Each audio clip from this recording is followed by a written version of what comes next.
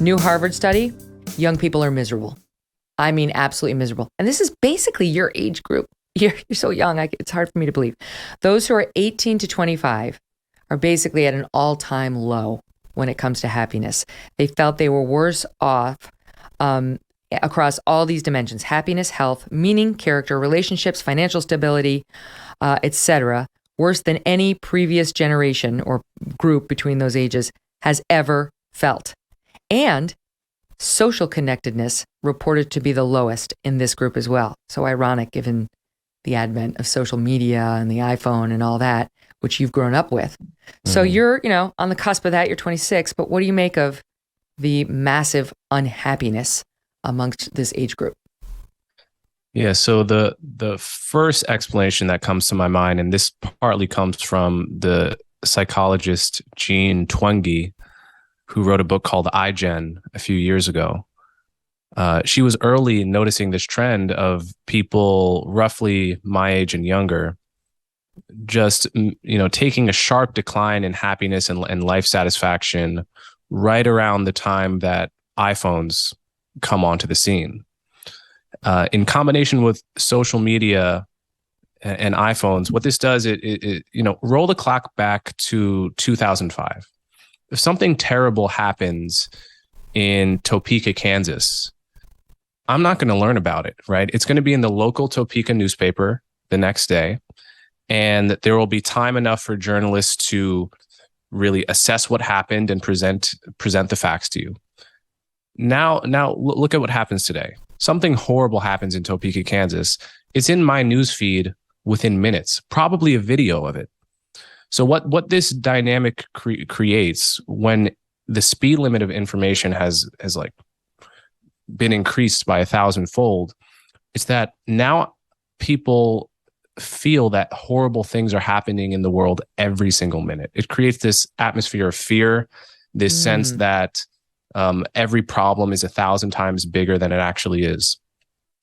You combine that with the fact that people are substituting real life interactions for phone interactions, which are not nearly as high quality, right?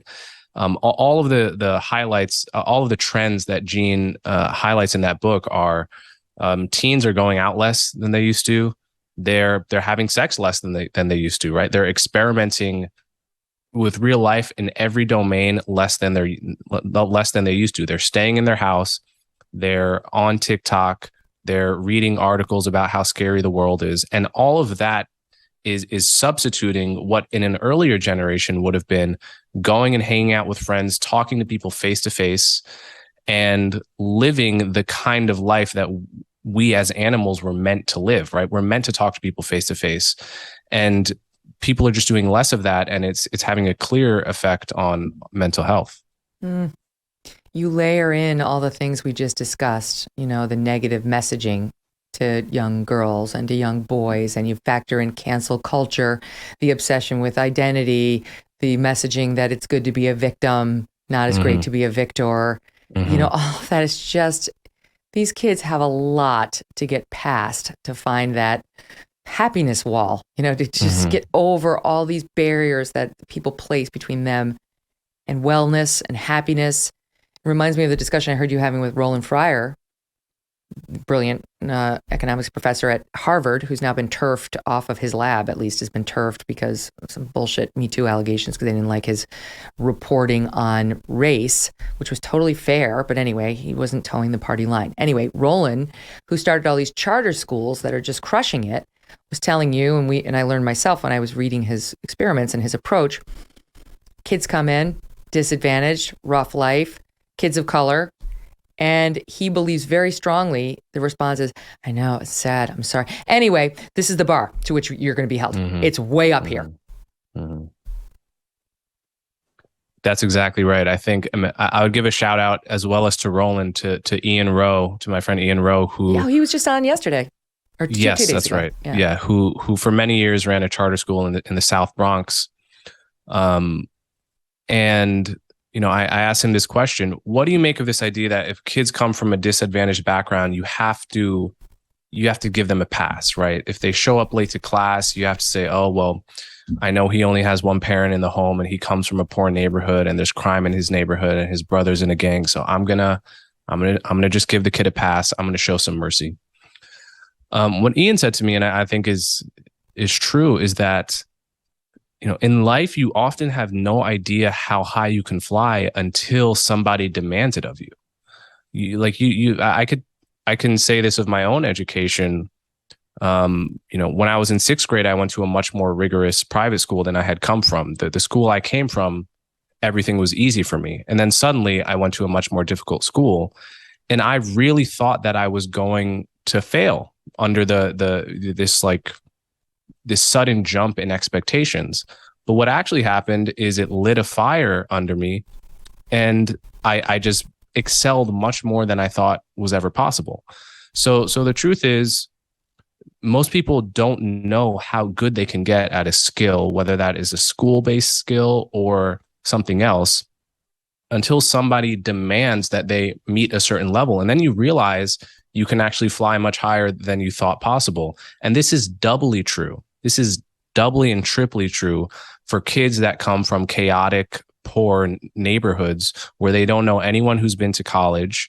And the boilerplate expectations they have for themselves is to be impressed if they finish high school.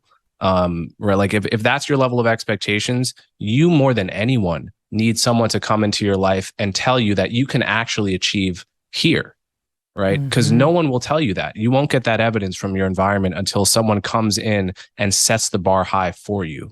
So you're not doing kids any favors by, quote, showing them mercy on these kinds of things. Have you ever had a friend who's just naturally talented at things? They pick up a sport, a hobby, or something, anything, and they immediately become good at it. They make it look super easy. Well, if you don't have that friend, it's you. And we're all secretly envious. The good news is, no matter who you are, you can make great food look easy with Good Ranchers. They source the highest quality meat in America, and they can prove it. Each piece of meat is from real American farms and hand cut and trimmed by real American workers. They only source from farms that meet their standards of excellence, which means no antibiotics ever and no hormones. Good Ranchers is so confident in the quality they sell that they have a 100% satisfaction guarantee on every box they ship to you. Plus, you can use my code MEGYN, my name Megyn, to get free shipping and $30 off your first order. This is America's best meat and seafood, sold by some of America's best people. They have won awards like Best Food Subscription, but their mission is still the same, bringing everyone to the table to share in the best of what makes life good. If you want the best, go with Good Ranchers. Visit goodranchers.com/Megyn to save an American meat delivered right to your door. Hey, thanks so much for watching. If you like what you just saw, hit the subscribe button for more clips and full episodes.